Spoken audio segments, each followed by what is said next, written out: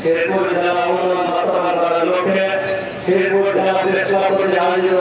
আজকের এই মানববন্ধনের সম্মানিত সভাপতি যারা উপস্থিত শেরপুর জেলা বিএনপির সাবেক সভাপতি শেরপুর আসনের সাবেক সভাপতি বিএনপি নির্বাহী কমিটির আলোচনা সদস্য মাহমুদুল রুবেল ভাই জামাত ইসলামের শেরপুর জেলার নেতৃবৃন্দ বিএনপি নেতৃবৃন্দ নেতৃবৃন্দ শেরপুরে আমার জনসাধারণ ছাত্র ছাত্রী ভাই